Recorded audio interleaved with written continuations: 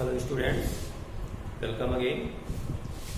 आज स्टूडेंट्स जो electric potential आपका टॉपिक है उसमें जो सेकेंड लेक्चर आपको दे रहे हैं उसमें सबसे पहले आपको जानकारी देंगे इलेक्ट्रॉन वोल्ट के बारे में। What is electron volt.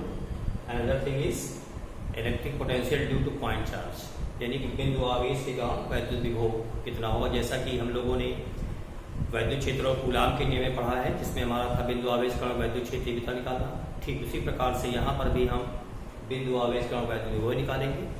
तो पहले आपको जो जानकारी देनी है वो है आपका इलेक्ट्रॉन वोल्ट।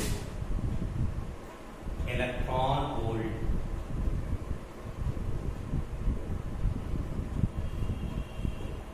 स्टूडेंट्स ध्यान रखिएगा, इलेक्ट्रॉन वोल्ट हमारा है ये ऊर्जा का मात्रक होता है और बहुत सूक्ष्म मात्रक होता है।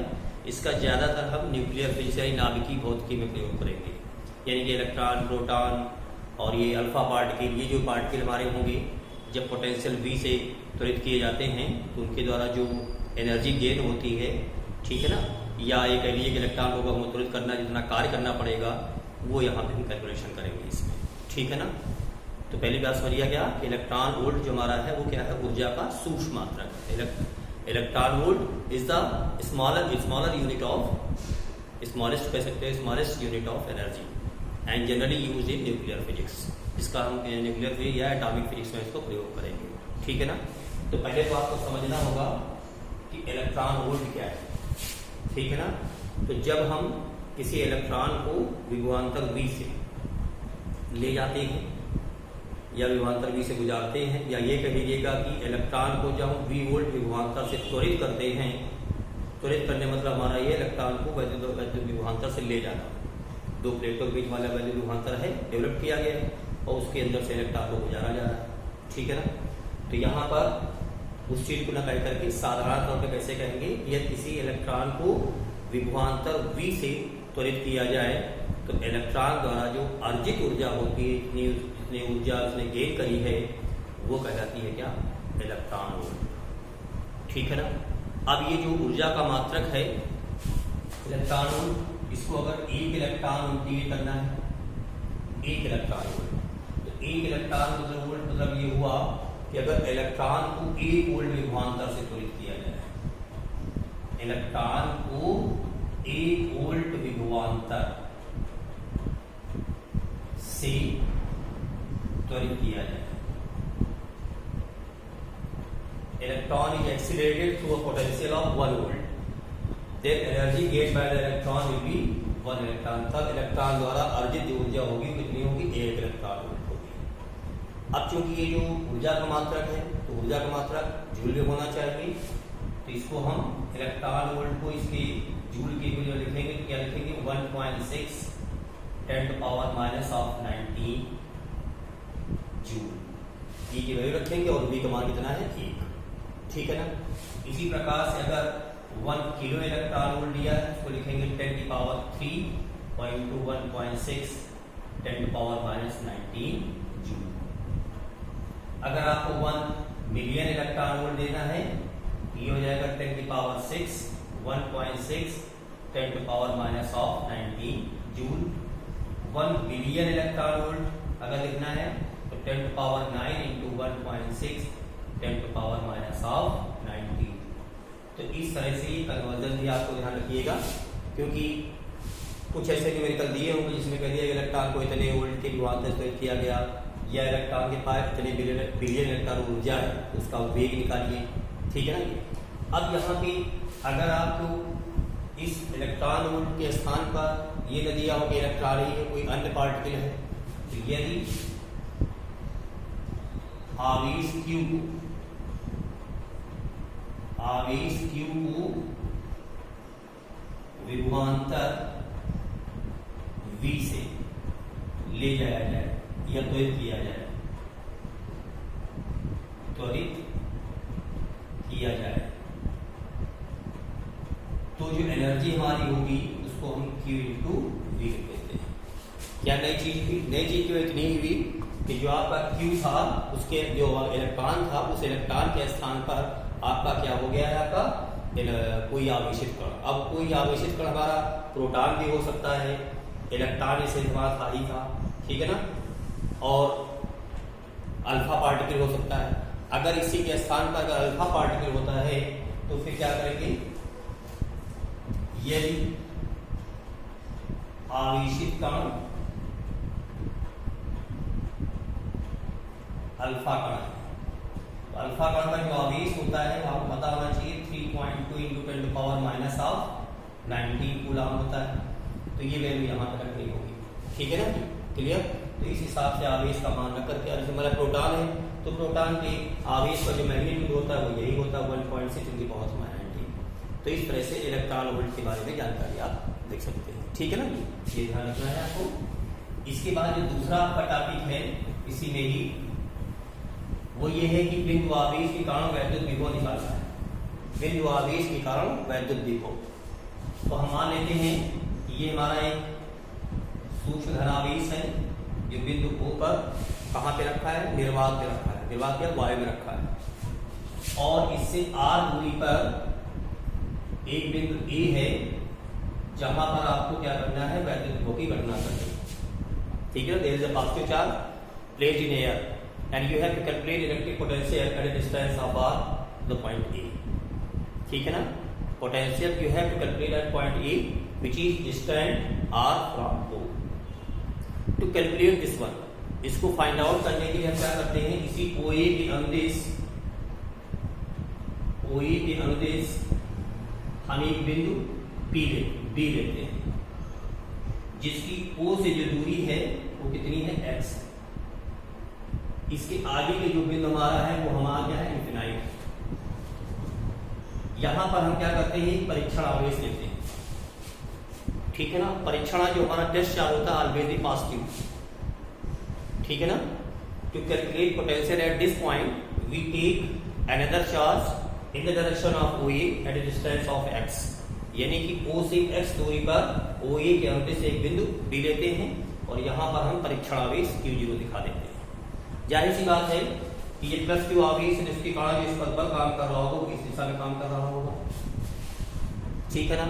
वैद्युत विभव निकालना, इसका मतलब जो आवेश हमारा है उसको कहाँ लाना है, क्षेत्र के भीतर लाना है। तो ये भी धनात्मक है और ये भी धनात्मक है, तो जाहिर सी बात है हमें कार्य करना पड़ेगा, ठीक है ना। तो पहले हम क्या करते हैं, विभव निकालने के लिए हम सूक्ष्म कार्य का अवकलन करेंगे। तो इसमें से हम मान लेते हैं कि परीक्षण आवेश को सूक्ष्म दूरी ये dx बिंदु C तक लाते हैं, ठीक है ना। माना कि परीक्षण आवेश Q0 को सूक्ष्म दूरी dx तक विस्थापित करने में कृतकार्य, ठीक है ना। Suppose we want to displace the test charge from B to C और a small distance dx। इस डिस्टेंस हमारी कम है, इसको वर्डन will also be radius, so you can write dw is equal to force into displacement, clear। Here this is the vector quantity and this is vector quantity, so you can write here F into dx cos of theta। That means what is the angle between force and displacement? Force is acting in this direction and displacement in this direction, so this will be theta will be 180 degree, so here that is minus F dx, okay। Now what is F here? This is the force operated by this charge, इस आवेश के कारण, इस परीक्षण आवेश पर लगने वाला बल Q के कारण Q0 पर आरोपित जो बल है हमारा वो क्या हो जाएगा, that is 1/4 pi epsilon not Q0 upon s², क्योंकि इसकी यहां से दूरी कितनी है, x, ठीक है ना। और हमने एयर मीडियम लिया, जहां भी आवेश रखा है वो क्या है, निर्वात है। अगर निर्वात न होता, कोई माध्यम होता, तो यहाँ पर k से और मल्टीप्लाई कर देते, ठीक है ना। अब इसके बाद क्या करना है आपको, हम चाहते ये हैं कि आवेश जो हमारा परीक्षण आवेश है उसको कहाँ लाना है, अनंत से कहाँ लाना है, यहाँ पे लाना है, बिंदु A पर। तो आपको फंक्शन पता ही चल गया है। तो देखिए ये फंक्शन आपको पता चला है, that is dw is equal to minus of 1/4πε0 q0 upon x square into dx। हमने क्या किया है, इस f के स्थान पर ये वैल्यू प्लेस की गई, ठीक है। अतः x बराबर इन्फिनिटी टू r तक कृतकार है। तो निकालेंगे तो क्या लिखा है, w equal to integration 0 to, यहाँ पे कितना हो जाएगा, ये r हो जाएगा, और यहाँ पे लिखाएंगे आप dw। Integration of 0 to r, जो dw हमारा है that is -1/4πε0 q0 upon x square into dx, ठीक है। अब इसको जब हम परफॉर्म करेंगे तो क्या मिलेगा आपको, देखेंगे ध्यान से। यहां पे आप देखेंगे कि जो -1/4πε0 q, ये तो कॉमन मिल जाएगा आपको, और q0, और अंदर बचेगा 0 टू इंफिनिटी, और ये बचेगा x की पावर -2 और ये dx, ठीक है। अब इसे क्या करना है, आपको इंटीग्रेट करना है। लिमिट आपको बताइए 0 से कहा, सॉरी 0 नहीं, इन्फिनिटी से ला रहे हैं, ठीक है ना, सॉरी फॉर मिस्टेक। अब यहाँ पे क्या होगा, ये हो जाएगा -1/4πε0 q0। अब बेटा इनसे इंटीग्रेशन जब करेंगे तो इंटीग्रेशन के हिसाब से आपको रूल पता होना चाहिए, x की power n dx, that is x की power n+1 upon n+1। So here you have power -2, so you can write x power -2 plus 1 upon -2 plus 1. This is infinity to r here. Clear? So here this minus this becomes positive, so you have 1/4πε0 q0 and you have x power -1 and this is infinity to r. This x power -1, ये x power -1 जो लिखा है इसको 1/x लिख सकते हो। So you have 1/4πε0 q0, that is 1/x, this is infinity to r. अब क्या करना है, ये हमारी अपर लिमिट है और ये आपकी लोअर लिमिट है, यहाँ वैल्यू प्लेस कर देंगे। So w is equal to 1/4πε0 q0, that is 1/r minus 1/infinity।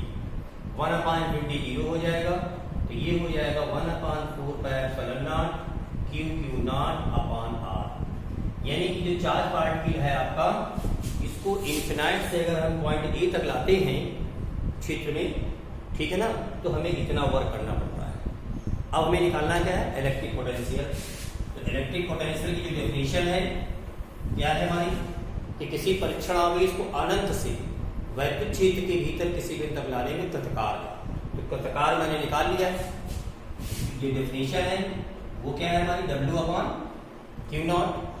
w की वैल्यू प्लेस कर देंगे very simply, 1/4πε0 q0 upon r upon q0। So this q0 and q0 cancel out, so you have 1/4πε0 q upon r। तो जब आपने वैद्युत क्षेत्र तीव्रता बिंदु आवेश के कारण प्रूफ करी थी तो वहां पे क्या था, यहाँ पे स्क्वायर था। इसका मतलब जो बिंदु आवेश का जो वैद्युत क्षेत्र तीव्रता है उसमें जो परिवर्तन होगा और जो वैद्युत वैल्यू में परिवर्तन होगा उसमें क्या होगा, अंतर होगा। बिंदु आवेश के कारण जो वैद्युत क्षेत्र तीव्रता है वो दूरी के वर्ग की अनुपात यानी e प्रोपोर्शनल टू 1/r² और जो पोटेंशियल है वो v proportional to 1/r। Can be asked for 1 marks. आपसे क्वेश्चन पूछ सकते हैं, how intensity of electric field and potential variate with distance, यानी कि वैद्युत क्षेत्र और वैद्युत विभव बिंदु आवेश के कारण दूरी के साथ कैसे वेरिएट करते हैं, तो आप इसको दिखा सकते हो। क्लियर? यहाँ पे जो E है इसमें देखिए जो डिस्टेंस रिलेशन है उसमें देखिए r का स्क्वायर और इसमें r, इसका जो भी चेंजमेंट होगा इसमें फास्ट होगा और इसमें कैसा होगा, स्लो होगा। ठीक है ना, वैद्युत विभव जो परिवर्तन वो धीरे धीरे होगा और वैद्युत क्षेत्र में जो परिवर्तन होगा वो क्या होगा, फास्ट होगा। ठीक है ना जी। एक चीज और ध्यान रखना है आपको इसी में कि जो बिंदु आवेश आपका दिया हुआ है उस बिंदु आवेश के बाद जो वैद्युत क्षेत्र तीव्रता है, जो वैद्युत क्षेत्र तीव्रता कैसी राशि, सदिश राशि है, अगर बहुत सारे आवेश दिए हुए हैं और उनके कारण किसी एक बिंदु पर वैद्युत क्षेत्रता निकालनी है तो हम यहाँ पे वहाँ पे क्या करते हैं, इलेक्ट्रिक वेक्टर सम का प्रयोग करते हैं, यानी सदिश योग का प्रयोग करेंगे। Clear? And if there are number of particles you have to calculate electric potential there. अगर बहुत सारे हमारे आवेशों का समूह दिया है और किसी एक बिंदु पर आपको क्या निकालना है, वैद्युत विभव निकालना है, तो वहां पर वैद्युत विभव जो कि अदिश राशि है, that's why we use the algebraic sum there, वहां पर हम बीजगणितीय योग का प्रयोग करते हैं। तो ये अच्छे से ध्यान रखना है, वैद्युत क्षेत्रता का परिणामी निकालने के लिए सदिश योग का प्रयोग करते हैं और वैद्युत विभव का परिणामी निकालने के लिए हम बीजगणितीय योग का प्रयोग करते हैं। ठीक है ना? तो आज मैंने आपको जानकारी इलेक्ट्रॉन वोल्ट और बिंदु आवेश के कारण जो वैद्युत विभव हमारा होता है उसके बारे में जानकारी दी है। Okay, so next lecture will be provided on next day. Okay, thank you.